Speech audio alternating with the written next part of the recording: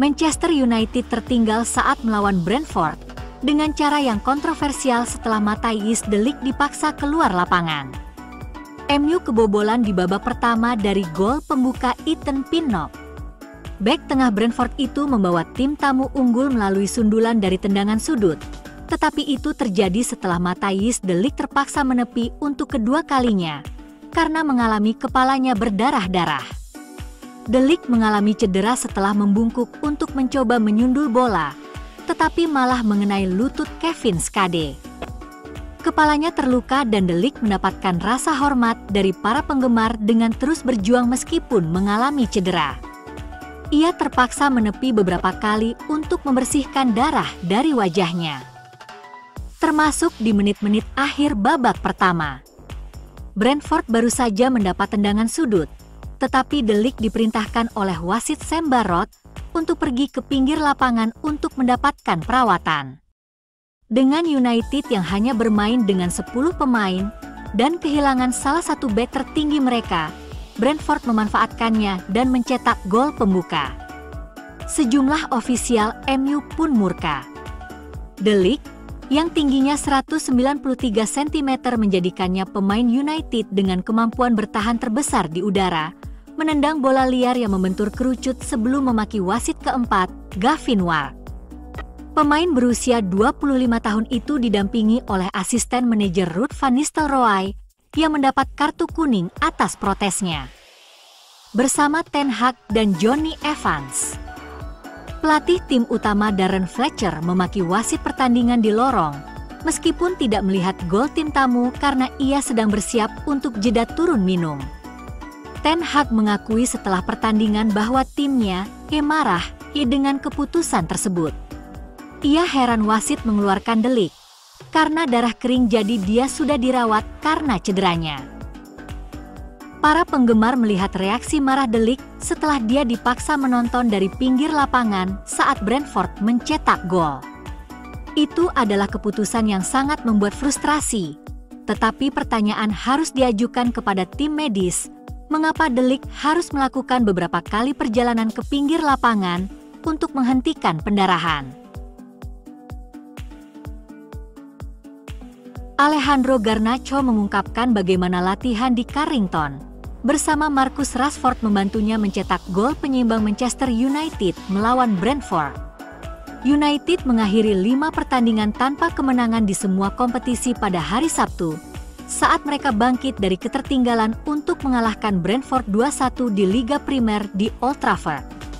Garnacho mengonversi tendangan voli first time yang brilian pada menit ke-47 dari umpan silang Marcus Rashford yang akurat untuk membawa timnya kembali ke dalam permainan. Setelah pertandingan, Garnacho memuji mentalitas tim saat mereka melakukan comeback, sambil mengungkapkan bahwa gerakan yang menghasilkan golnya adalah bagian dari latihan yang rutin ia latih bersama Rashford. Berbicara kepada NUTV setelah pertandingan, pemain berusia 20 tahun itu berkata kehilangan 2 peluang besar di babak pertama, tetapi ia bangkit di babak kedua dengan mentalitas yang sama, mencoba mencetak gol dan memenangkan pertandingan. Ia mengungkapkan bahwa Rashford bisa melakukan umpan terukur karena keduanya mencobanya dalam latihan minggu ini. Umpan silangnya sangat bagus dan Garna mengakui harus siap di tiang belakang.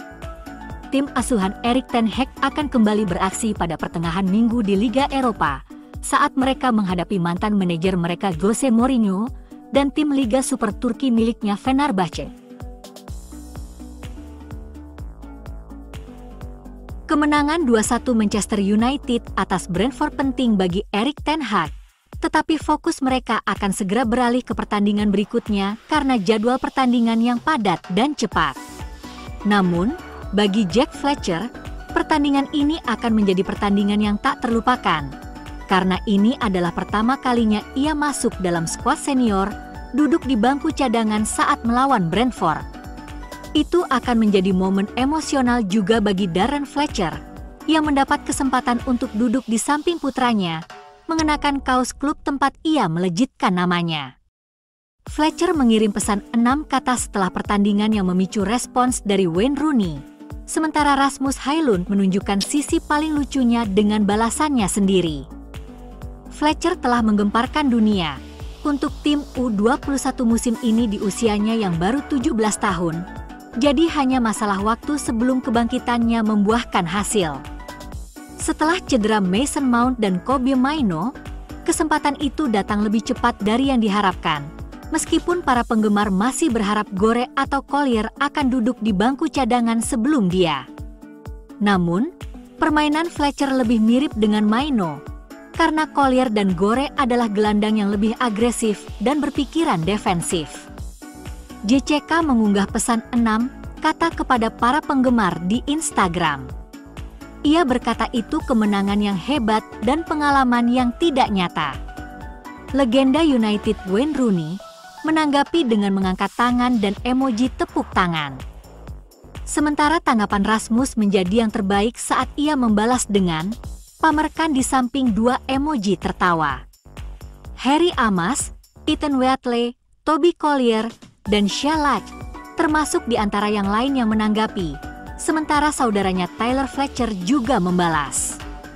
Gelandang kidal ini memiliki keterampilan yang hilang dari skuad tim utama, karena ia menggabungkan kemampuan teknis yang hebat saat menguasai bola, dengan keterampilan penyelesaian akhir yang menipu dengan menerobos kotak penalti. Antony hanya tampil 2 kali untuk Manchester United musim ini, dan sama sekali tidak masuk dalam skuad saat menang atas Brentford di Old Trafford. Antony menyampaikan pesan samar di media sosial, menyusul terbatasnya waktu bermain di bawah asuhan Erik ten Hag musim ini. Pemain sayap asal Brasil itu absen dari skuad saat Manchester United menang 2-1 atas Brentford, dan hanya 2 kali masuk dari bangku cadangan musim ini. Ia sempat bermain sebentar saat kalah dari Brighton dan imbang dengan Aston Villa. Menjadi saksi kemenangan United atas Brentford dari pinggir lapangan, dengan Alejandro Garnacho dan Rasmus Højlund mencetak gol, Antony tidak ikut serta dalam pertandingan tersebut, tetapi membuat pernyataan di luar lapangan. Ia mengunggah kutipan yang menggugah pikiran dalam bahasa Portugis di Instagram story-nya, yang artinya, selama Tuhan menjadi tempatku, tidak ada seorang pun yang dapat menjatuhkanku, disertai emoji doa. Pesan misterius itu mungkin mengisyaratkan rasa frustrasi karena waktu bermain yang terbatas, tetapi Ten Hag masih memiliki harapan besar terhadap integrasi Antony ke dalam skuad.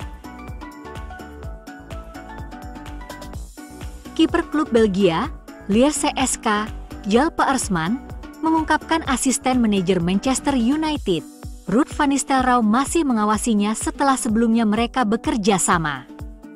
Peersman telah berbicara dengan Gazette van Antwerpen dan mengungkapkan bahwa ia tetap berhubungan dengan Ruud.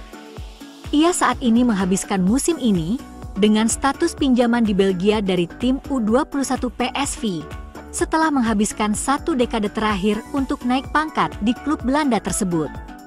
Itu membuatnya bekerja di bawah Van Nistelrooy untuk sementara waktu, yang memberinya 9 penampilan selama masa tugasnya di PSV, dan debutnya untuk klub tersebut di Keuken Kampioen Divisie pada Januari 2022. Pemain berusia 20 tahun itu juga diizinkan untuk berlatih dengan tim utama di bawah Van Nistelrooy. Tetapi situasinya berubah sejak kedatangan Peter Bosz musim panas lalu. Ia melakukan kontak rutin dengan Van Nistelrooy, yang mengharapkannya menjadi kiper nomor 2 di Manchester United. Banyak klub yang mengincar Peersman, tetapi di Lierse ia bermain di setiap pertandingan. RVN juga mengikuti penampilan Lierse dengan saksama, meskipun dia sendiri sekarang juga sangat sibuk sebagai asisten Erik ten Hag di Manchester United.